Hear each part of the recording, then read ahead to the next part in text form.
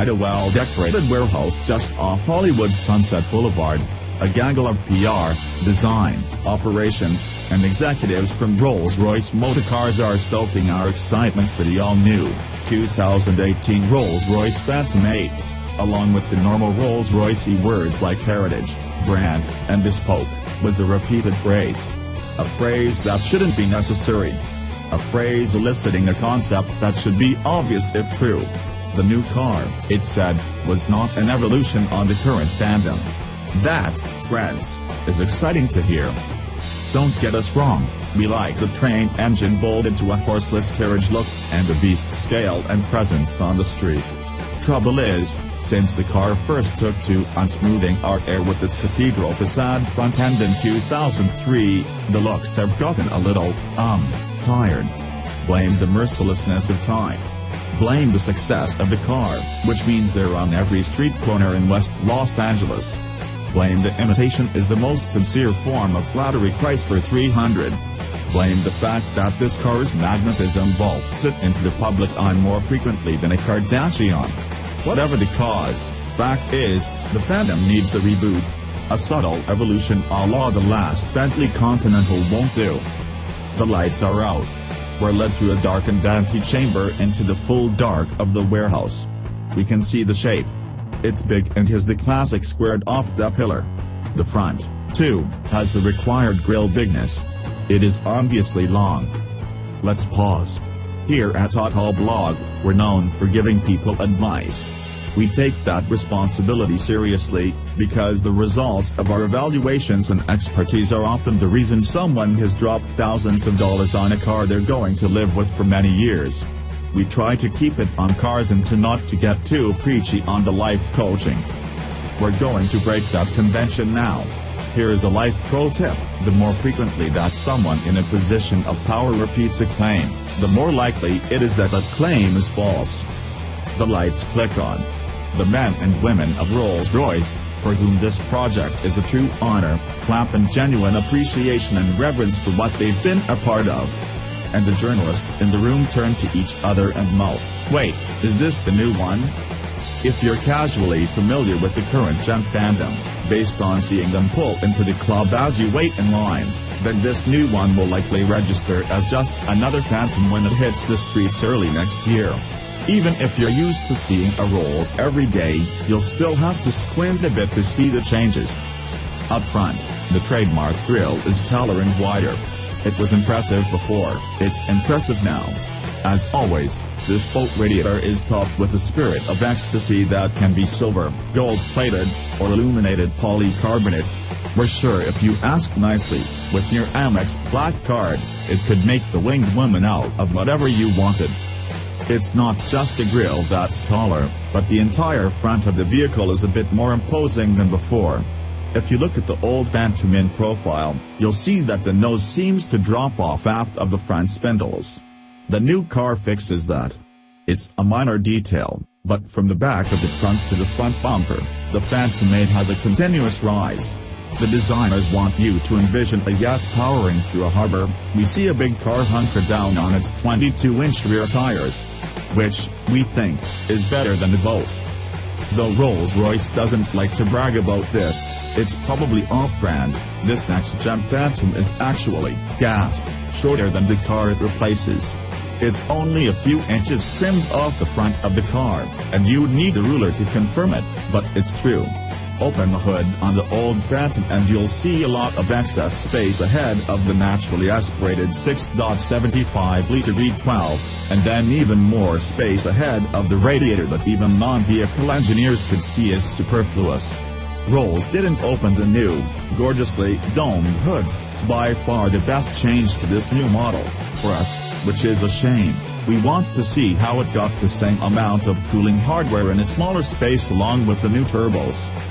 That's right, the Rolls-Royce Phantom 8 doesn't breathe on its own, but rather receives the assistance of a pair of turbochargers bolted to a Rolls-don't-round-up 6.75-liter V12. Horsepower output of the new engine is up to 563 bhp from a slack 453, while the work is at 664 pound-feet, up from 531. Rolls claims a 0-60 time of 5.3 seconds for the normal, 227.2-inch long car and 5.4 for the 235.8-inch extendable base version. Combine that new, efficient V12 with an aluminum-intensive construction that largely offsets weight gains from things like 4 power doors, the taller roof, more sound dampening, etc., and you wind up with a claimed 10% improvement in fuel economy.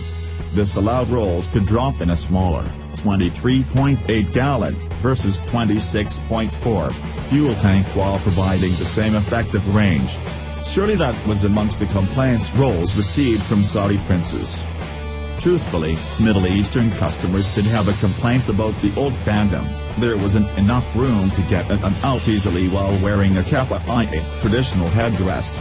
That situation has been addressed, specifically for this complaint, by slightly stretching door apertures and adding more headroom.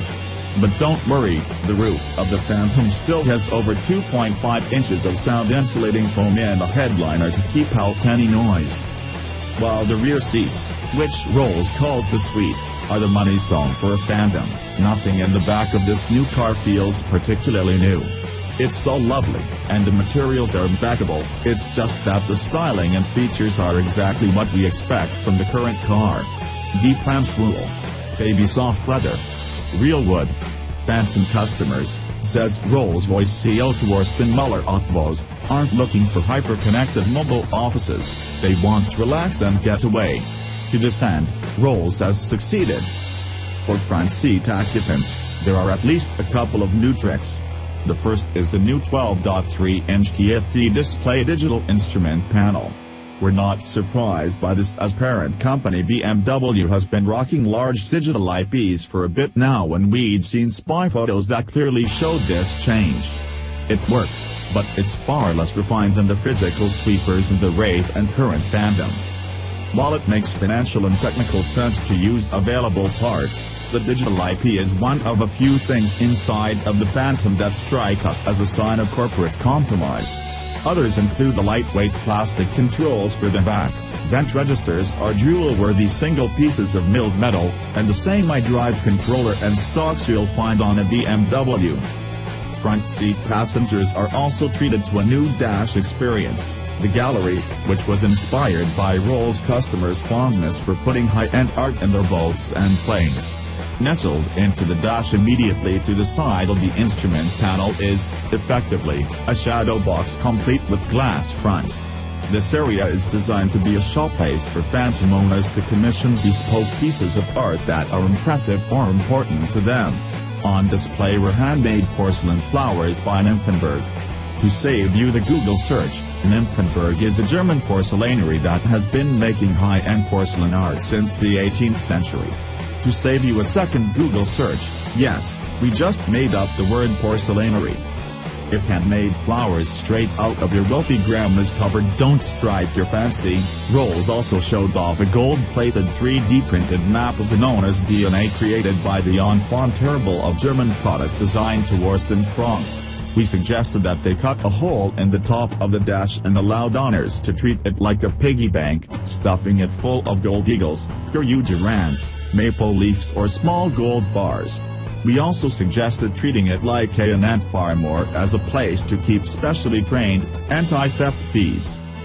Right there, smack in the middle of the door on the 2018 Phantom is a relic we just don't see on cars in the US anymore, a door lock. It's silver and round and obvious.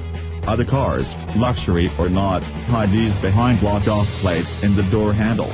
Rolls didn't. It turns out that leaving the locks there and exposed was a deliberate, thoughtful decision. That Rolls-Royce thought their customers would appreciate the mechanical, familiar look and access should remote fob ever die. The Rolls-Royce Phantom 8 is an anachronism. It's a high-end record player in a world of streaming music services. But, thanks to the success of the Ramp and the Ghost and the certain success of the new Rolls-Royce Cullinan SUV, it exists. It exists to serve kings and queens and titans of industry, as Rolls like to repeat, for as long as those types still have the money and lust for wood and leather and quiet and, in this case, a whole lot of familiarity.